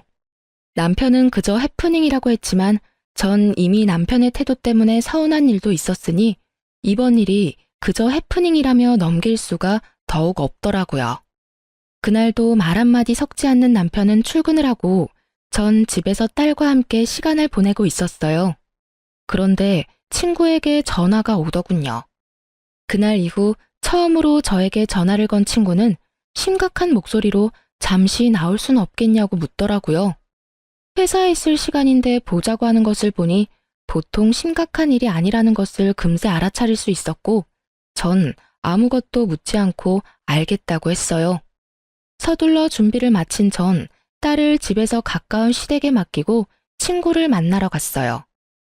약속 장소에서 마주한 친구의 얼굴은 일주일 전과 비교도 되지 않을 정도로 엉망이더라고요. 그 얼굴을 보는데 괜히 잘못도 없는 제가 다 미안한 마음이 들더군요. 전 괜히 친구의 눈치를 살피게 되었고 친구는 그런 저를 보더니 두 장의 서류를 내밀었어요. 전 친구가 내민 서류를 살펴봤고 그 서류엔 숫자들이 가득했는데 그 숫자들이 가리키는 진실은 경악스러웠습니다. 네 이름이랑 아들 이름은 그렇다 치지만 여기 왜 내 남편 이름이 있어? 이게 전부 무슨 뜻이야? 이게 뭐냐고. 이게 유전자 검사 결과지인데 여기 보면 내 아들, 아니 시우랑 나하고는 친자관계 일치율이 낮지? 그런데 네 남편 다운이는 99%가 넘어. 이 말이 뭐냐면 시우는 내 아들이 아니라는 말이야. 뭐? 그럼 시우가 내 남편 자식이라는 그 말이야? 저의 물음에 친구는 고개를 끄덕였고 전 상상치도 못한 진실에 정신을 못 차리고 멍하니 있었죠. 퍼센트로 듣고 나니 정신이 더욱 아득해졌고 전 친구에게 현실이 맞는 것인지 재차 물어보기까지 했어요. 저의 물음에 친구는 현실이 틀림없음을 일깨워 주더군요. 이게 도대체 뭐야? 전부 사실인 거야? 정말 현실인 거지? 꿈 아니지? 현실 맞고 사실도 맞아. 네가 보고 들은 대로 두 연놈이 그렇고 그런 사이인 것도 모자라서 애까지 낳았더라고. 우릴 감쪽같이 속이고 말이야. 할 말이 없더라고요. 아니, 그간의 이상했던 남편의 행실들이 떠오르며 할 말을 잠시 잃었다는 게 더 정확한 표현이었어요. 전 할 말을 잃었고 그간 남편의 행실이 드디어 이해되기 시작했어요. 이런 사이이니 제가 앞에 있는데도 불구하고 상간녀를 챙겼고 술에 취해 정신을 놓고 상간녀의 손을 잡고 잠이 들었던 것이었어요. 전 그저 허탈함이 몰려왔고 그 허탈함에 웃음이 나더라고요. 그런 저를 보던 친구는 왜 이런 검사까지 하게 되었는지 설명하기 시작했어요. 처음엔 그저 시우가 당근 알레르기가 있다는 사실을 알게 됐고 그땐 그냥 신기한 우연이라고 생각했어. 그렇잖아. 제일 친한 친구가 당근 알레르기 있는데 내 아들도 당근을 먹더니 온몸에 두드러기가 나니까.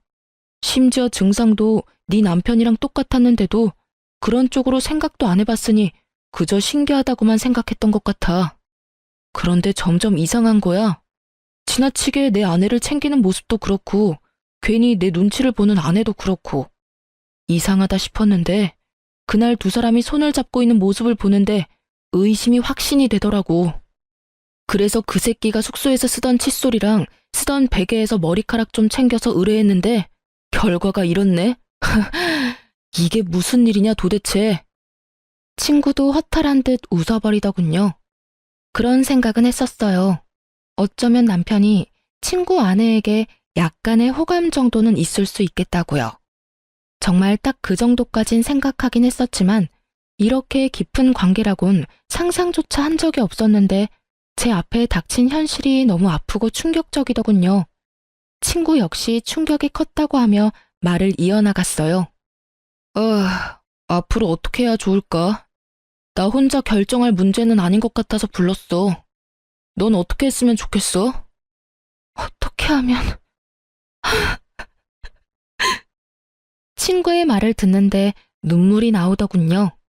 제가 울기 시작하자 친구 역시 울기 시작했고 그간 많이 힘들었는지 어깨까지 들썩이며 울기 시작하더군요. 울 만큼 운 친구와 저는 이야기를 나눴고 저희의 뜻은 같았어요. 저흰 두 사람을 용서할 마음도 이대로 편하게 살게 할 마음도 없었기에 계획을 세웠고 그 눈물의 계획은 곧바로 실행하기로 했어요. 일단 친구는 남편에게 빌려준 돈부터 돌려받기로 했어요. 그간 저도 모르게 적게는 50만 원, 많게는 300만 원 이런 식으로 빌린 돈이 꽤 되더라고요. 입금 내역을 살펴보니 그 금액이 총 3천만 원 가까이 되더군요. 가족 같은 친구에게 빌려줬고 받을 생각도 없었다는 친구의 말을 듣는데 마음이 참 아프더군요. 너 미쳤어? 이렇게 큰 돈을 왜 빌려준 거야? 나야 집에 급한 일이 있다고 하길래 빌려줬지. 너도 알다시피 이런 일 알기 전까진 그 새끼가 나한텐 가족 같은 친구였잖아. 그러니까 그냥 빌려준 거지. 어차피 못 받는다고 생각하고 빌려준 돈이라 계산도 안 해봤었는데 3천만 원이라니 사실 나도 좀 놀랐어. 아니, 근데 이 새끼는 그럼 이 돈을 다 어디에 썼단 말이야? 집에는 이렇게 돈이 들 일이 전혀 없었는데 시댁도 마찬가지고. 그러게. 한참을 생각하던 친구는 불현듯 무언가가 떠오른 듯 짧은 탄성을 내뱉더니 저에게 돈이 어디로 갔는지 알려주더군요. 그 새끼 나한테 빌린 돈으로 내 아내한테 선물 사준 것 같아. 생각해보니까 빌린 시기에 맞물려서 아내한테 못 보던 명품백이 생겼던 것 같아. 나 진짜 바본가? 어떻게 그걸 지금 알 수가 있지? 그럴 수도 있지. 너나 나나 그런 쪽으로 어디 생각이나 했어? 그렇게 가깝게 지냈으니 당연히 믿어 의심치 않았지. 와, 진짜 이 새끼 대단한 개새끼였네. 정말 친구의 말대로 남편은 대단히 파렴치한 놈이더군요. 가족 같은 친구 아내와 바람을 피운 것도 대단한 짓인데 그 친구한테 빌린 돈으로 선물까지 사주다니. 정말 난 놈은 난 놈이다 싶더군요. 분노에 찬 친구는 당장 돈을 갚아달라고 문자를 보내고 난 후 자신이 증거를 충분히 모았다며 카톡 대화 내용, 함께 찍은 사진 등을 저에게 나눠주더군요. 친자 검사 결과지 복사본도 챙겨주었고요. 전 그 모든 증거를 잘 챙겨 시댁으로 향했어요. 딸을 데리러 가는 목적도 있었지만 더 큰 목적이 있는 시댁 방문이었어요. 평소 아버님은 입버릇처럼 이런 말씀을 하시곤 했어요. 어머님 역시 같은 생각이었고요. 둘 다 잘 듣거라. 부부 사이에 다른 건 몰라도 폭력, 외도는 사람이 해선 안 되는 짓이다. 폭력에는 언어 폭력도 당연히 포함되고 외도엔 정신적인 교류도 포함되는 거란다. 혹시나 만에 하나라도 이런 짓거리를 하다 걸리는 날엔 그 누가 되었든 난 절대 용서하지 않을 테니 잘 새겨들어. 이런 당부를 남편뿐 아니라 저 역시 귀에 못이 박힐 정도로 들었던 터라 모든 사실을 일단 아버님과 어머님께 알리기로 한 것이었죠. 시댁에 들어선 저의 낯빛이 심상치 않음을 눈치챈 어머님은 저에게 무슨 일 있냐며 제 표정을 살피기 시작했어요. 아가, 무슨 일이 있니? 표정이 너무 안 좋구나. 아버님 오시면 말씀드려도 될까요? 2번 말하기엔 제가 너무 힘들어서요. 그래? 네가 정 그렇다면 그렇게 하려무나. 일단 좀 앉아. 안색이 너무 안 좋아.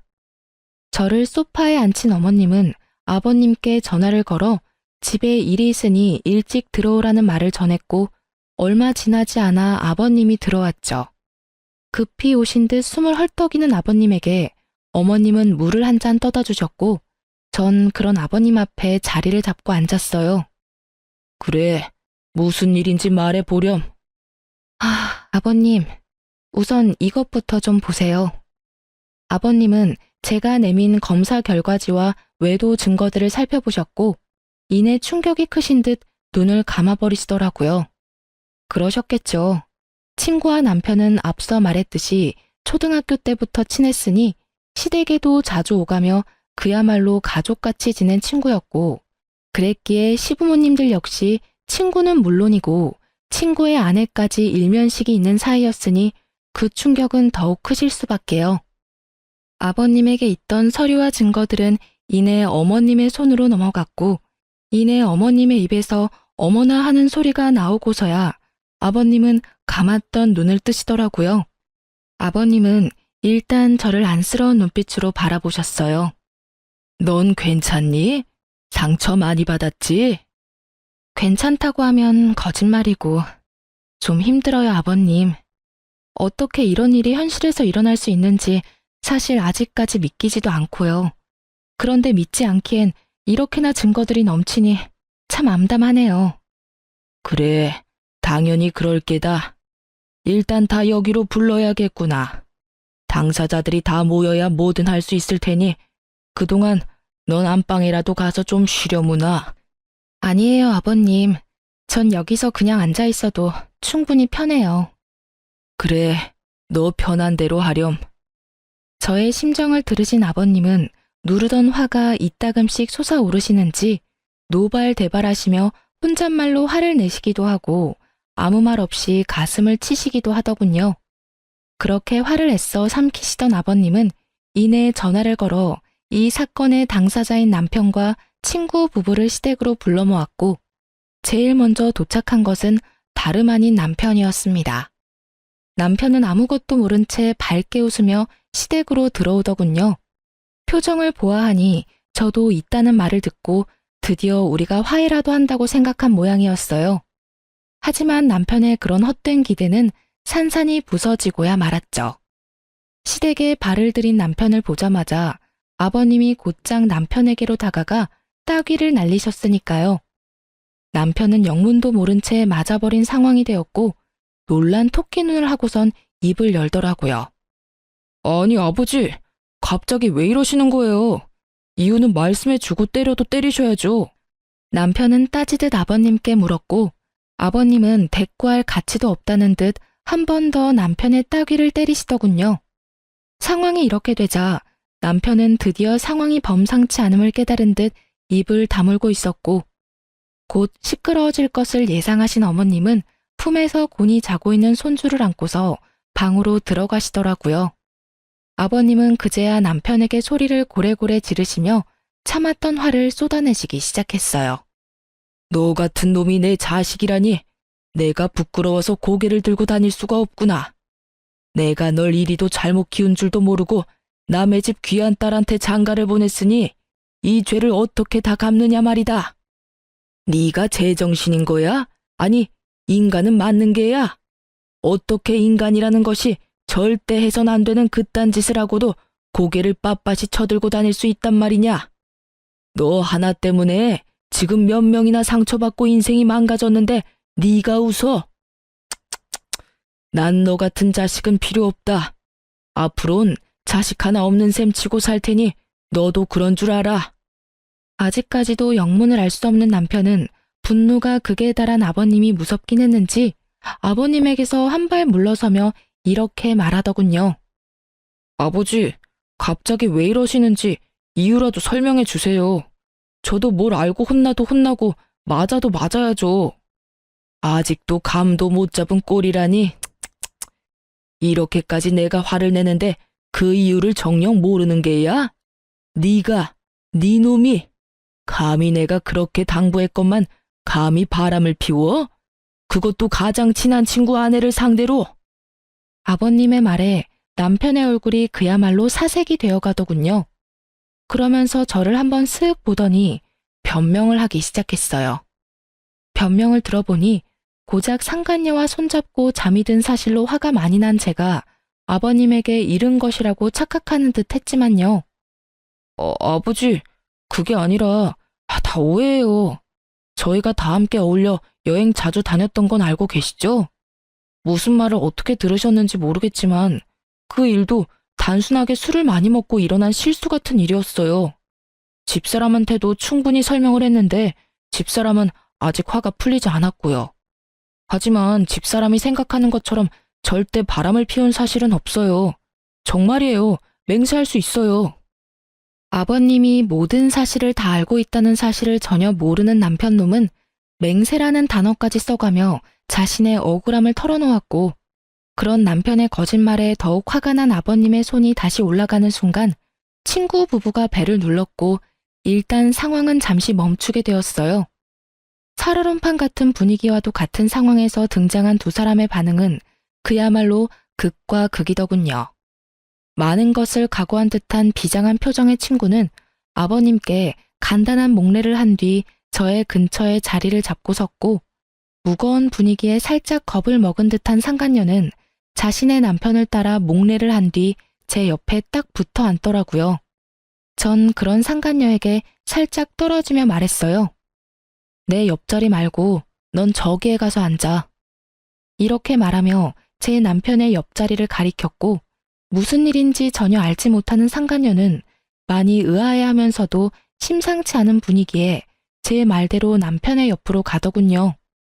그리고 아버님의 말씀에 따라 불륜의 증거들이 거실 바닥에 흩날리며 긴 이야기가 시작되었어요. 너 방금 오해라고 그랬지? 이걸 보고도 그런 말이 나올 수 있는지 어디 보자. 아버님께서 나열한 증거들을 보던 두 사람은 동공이 흔들리기 시작했고 유전자 검사 결과지에서 한눈에 보기에도 알 만큼 심하게 동공이 흔들리더라고요. 그보다 더 확실한 외도 증거가 있음에도 불구하고 변명할 말이 있는지 남편과 상간녀의 입에서 변명의 말들이 쏟아져 나왔고 그 말들은 상황만 더욱 악화시킬 뿐이었어요. 그게 아니라요. 아버지, 저희가 처음부터 작정하고 그랬던 것이 아니라 어쩌다 보니 딱 하룻밤 실수였는데 아기가 덜컥 생겨버렸어요. 이미 생긴 아기를 없앨 수도 없는 노릇이었고 고민하면서 차일피일 미루다 보니 이미 늦었더라고요. 그래서 일이 이렇게 돼버렸어요. 네, 맞아요, 아버님. 처음부터 이러려는 건 아니었어요. 덜컥 임신을 해버렸고 어떤 것도 확신할 수 없는 상황이었어요. 시기가 비슷해서 그래서 단호하게 결정을 내릴 수도 없는 상황이 계속되다 보니 배가 불러왔고 고민이 길어지다 보니 출산까지 하게 됐어요. 그렇게 나와보니 시우가 이 사람 아들이더라고요. 정말 그럴 거라고 확신하고 낳은 아이가 아니었어요. 정말이에요. 이 무슨 납득이라곤 0.0001%도 되지 않는 저급한 변명인가요? 그러니까 애초에 외도는 저지른 것이 맞으나 아기는 어쩔 수 없이 낳을 수밖에 없는 상황이라 낳았다. 이 말인가요? 아니면 서로 정이 통한 것은 맞으나 친구 아기일 수도 있기에 낳았단 이 말인가요? 이 말이든 저 말이든 친구와 제가 가장 중요하게 여기는 외도 사실은 틀림이 없었고 아버님은 개똥 같은 변명에 크게 화를 내시곤 저와 친구에게 의견을 물어보더군요. 이 상황에도 변명이나 하는 꼴이라니. 그리고 그걸 말이라고 하고 있는 게야? 둘 다 어찌 이렇게 어리석고 한심한 게야? 어휴, 두 사람은 이 한심한 것들이랑 어떻게 할지 결정된 바가 있어? 있다면 앞으로 어떻게 할 계획인지 말해줬으면 하는데 말해줄 수 있겠나? 네, 아버님. 일단 전 이혼을 하려고요. 애도 있고 웬만해선 참고 살라는 말도 있지만 이 상황이 웬만한 상황은 아니니 도저히 참을 수가 없을 것 같아요. 그리고 상간녀 소송도 진행할 예정이에요. 아버님과 어머님껜 참 죄송해요. 정말 잘해주셨는데 이런 결정을 하게 돼서. 저 역시 이혼할 예정입니다. 이미 신뢰는 깨졌고 믿고 사랑했던 만큼 배신감이 커 더는 결혼 생활을 유지하긴 힘들 것 같아요. 저 여자와는 상관없이 제가 너무 불행할 것만 같거든요. 상간남 소송 역시 진행할 예정이고 다운이에게 빌려준 돈이 좀 있습니다. 3천만 원가량 되던데 처음엔 받지 않을 생각으로 빌려준 돈이었는데 알아보니 저에게 빌린 돈으로 이 여자에게 명품 선물을 해줬더라고요. 그래서 그 돈도 다 받을 예정입니다. 그래. 두 사람 뜻은 잘 알았다. 그럼 변호사를 선임해야겠지? 마침 내가 잘 아는 실력 좋은 변호사가 있으니 소개해 주겠네. 아버님께선 저를 돕겠다고 작정을 하셨는지 변호사까지 소개해 주시겠다고 나섰고 남편과 상간녀는 분위기 파악을 하지 못했는지 반발을 하고 나서더군요. 아버지, 변호사라니요. 꼭 이렇게까지 하셔야 합니까? 저 두 사람이 아닌 제가 아버지 자식이잖아요. 그것도 하나뿐인 아들. 그런 저한테 꼭 이렇게까지 하셔야 합니까? 그래요, 아버님. 전 아버님의 세상이 둘도 없는 손자까지 낳은 여자라고요. 그런데 왜 혜진이 편만 들어주세요? 엄연히 이 집 장손을 낳은 건 저라는 사실을 이제 잘 아시잖아요. 그래요, 아버지. 과정이 어떻게 됐든 대가 끊길 뻔한 집에 떡하니 장손을 낳아준 여자라고요. 그러니 마음 좀 푸시고 저희 상황도 좀 이해해 주세요. 상황 파악은 전혀 하지 못하고 저런 말이나 하는 남편과 상간녀를 보는데 참 어이가 없더군요. 이 와중에 장손 타령이라니 인간의 탈을 쓰고 어찌 저리 뻔뻔할 수가 있었을까요? 다름 아닌 저와 친구가 떡하니 보고 듣고 있는 걸 잊었을 리 없을 텐데요. 오만 생각이 다 드는 그 상황에서 한 가지는 분명하더군요. 저 두 사람은 저와 친구에게 미안한 마음이 조금도 없다는 것을요. 그렇지 않고서야 모든 사실이 밝혀진 지금 저희에게 사과는커녕 미안하단 눈빛조차도 보내지 않을 리가 없었을 테니까요. 상황이 이렇게 되자 전 어떻게 해서든 두 사람을 나락으로 떨어뜨려버리고 싶었어요. 남편을 너무 사랑했던 만큼 배신감 역시 엄청났으니까요. 아버님 역시 이런 제 마음을 100번 이해한다는 듯 부들부들 떨고 있는 제 손을 토닥여 주시면서 남편을 향해 호통을 치시더군요. 하나뿐인 아들? 내 말을 잊은 게야? 난 분명 너 같은 자식은 이제 없는 셈 친다고 하지 않았느냐? 다시 한번 말해주마. 오늘부터 넌 내 자식이 아니다. 즉, 연을 끊자 이 말이야. 그러니 자연스럽게 그 아이도 내 손주가 아니다. 아이라도 들이밀며 어떻게 해서든 나한테 비벼볼 생각이라도 하려 들거든. 쓸데없는 짓이니 괜히 아이만 더 불쌍하게 만들지 말란 말이다. 아버지, 그래도 제가 아버지 자식인데 연을 끊겠다니 그 무슨 어떻게 저한테 이렇게까지 매정하실 수가 있어요? 박다훈, 내가 이 이름을 지을 때 얼마나 행복했는지 넌 모를 거다. 그 행복했던 기억과 감정이 아직 내 마음과 머릿속에 남아있는데 내가 이렇게까지 할 땐 그만한 잘못을 네가 저질렀다는 생각은 못하는 게야? 아무리 제가 잘못했다고 한들 혜진이는 엄연한 남이고 제가 아버지 핏줄이잖아요.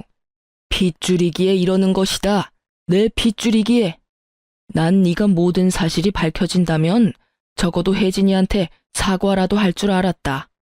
비록 그것이 눈에 훤히 보이는 거짓 사과라고 하더라도 네가 최소한 사람 새끼가 맞는다면 네가 큰 배신을 한 혜진이에게 사과라도 할 줄 알았다 이 말이다. 그런데 넌 어떻게 했느냐? 혜진이를 보기는커녕 시종일관 어떻게 해서든 교묘한 수로 상황을 피해가려는 행동만 하고 내 눈치만 살피면서 내 마음만 풀어보려고 하지 않았느냐? 그제야 남편은 저와 친구를 바라보더군요.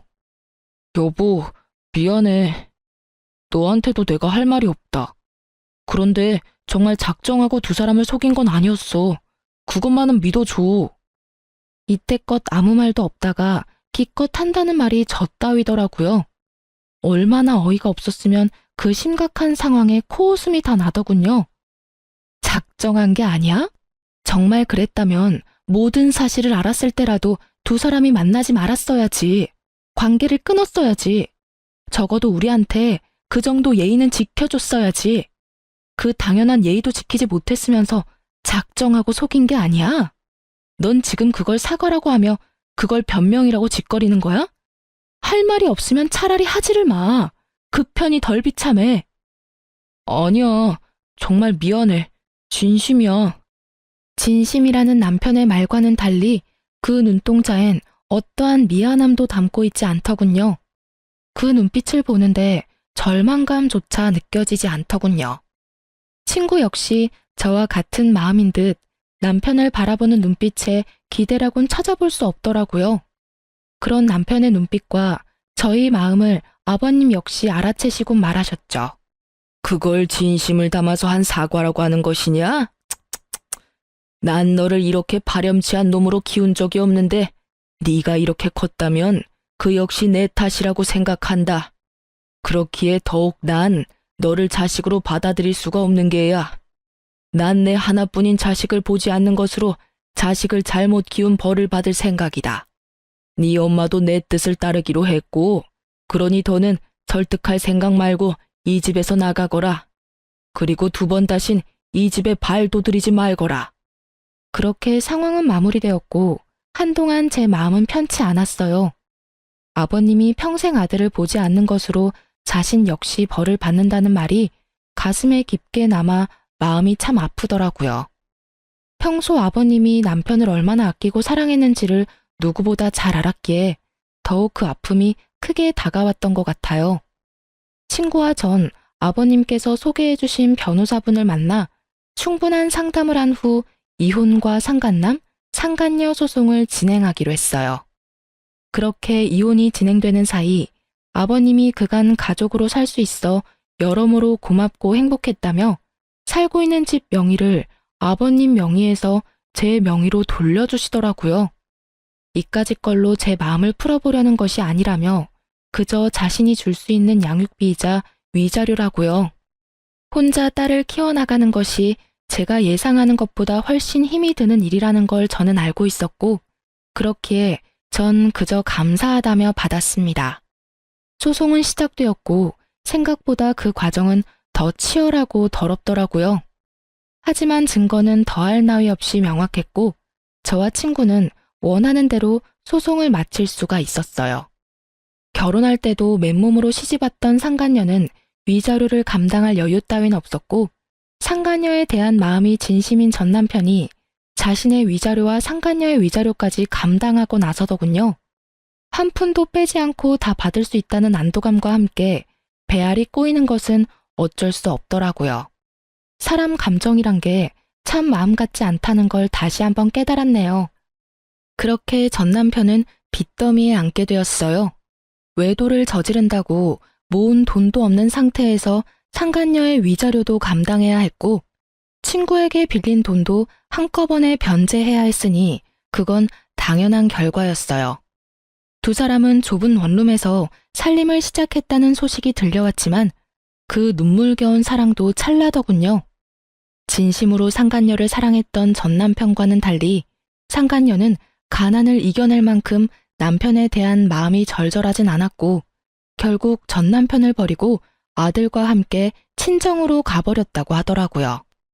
그렇게 저에게 씻을 수 없는 상처를 준 전 남편은 든든한 울타리와도 같았던 부모님도 잃고 가슴 절절하게 사랑했던 여자에게도 버림받아 남은 것이라곤 큰 금액의 빚뿐이었죠. 친정으로 도망치듯 떠난 상간녀의 결말도 좋진 않았어요. 참 통쾌하게도 상간녀의 친정 역시 그런 파렴치한 행동으로 인해 이혼까지 당한 상간녀를 받아주지 않았고 전 남편에게 돌아갈 바엔 혼자 사는 것이 더 이롭다고 생각한 상간녀는 그 길로 지방 어디로 갔다는 소문만 무성할 뿐 정확한 행방을 아는 사람은 없었습니다. 다만 이따금 후회로 가득한 장문의 문자가 친구에게 오는 걸 보니 나쁜 마음은 먹지 않고 살고 있구나 정도는 알 수 있었죠. 전 육아로 인해 휴직 중이었던 회사로 복직하게 되었어요.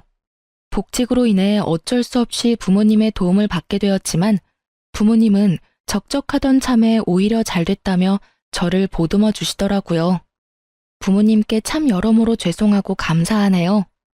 집은 친정에서 가까운 곳으로 이사를 하게 됐는데 딸 때문도 있었지만 전 남편이 술에 취해 찾아온 적이 있어 서둘러 옮기게 됐어요.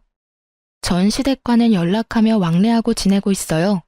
자주는 아니고 가끔씩이지만 왕래할 때마다 두 분 다 저와 딸을 진심으로 아껴주고 계신답니다. 친구 역시 잘 지내고 있는 듯 하더군요. 아무래도 아직 과거가 떠올라 마음이 힘들어 예전처럼 자주 보진 못하지만 혹시나 못난 생각을 할까 하는 염려스러운 마음에 연락은 자주 주고받으며 지내고 있어요. 친구 역시 저와 같은 마음으로 저에게 자주 안부를 물어주고요. 딸이 크면 클수록 예상보다 큰 돈이 들더라고요. 그때마다 통 크게 집을 주신 전 시아버님께 얼마나 감사한지. 어쨌든 전 이혼한 것만 뺀다면 비교적 평범한 워킹맘처럼 잘 살아가고 있어요.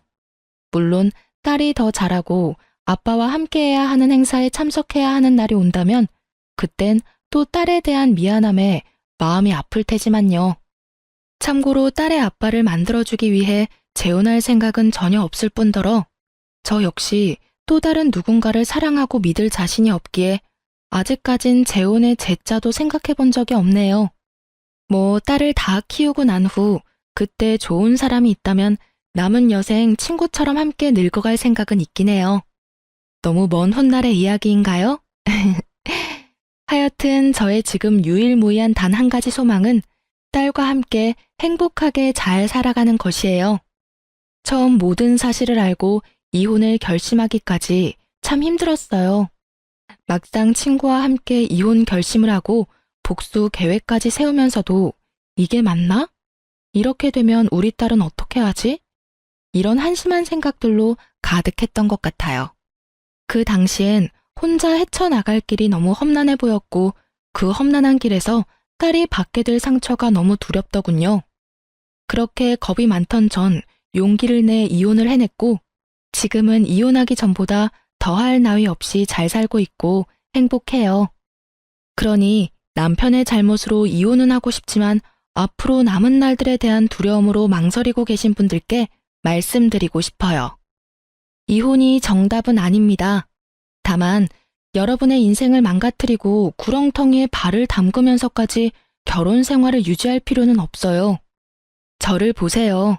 그렇게 두려워하던 저도 이렇게 나름 잘 살아가고 있잖아요? 그러니 한 번만 용기를 내보세요. 여러분 인생은 소중하답니다. 그럼 저는 물러가 볼게요. 저의 긴 사연 들어주셔서 정말 감사합니다.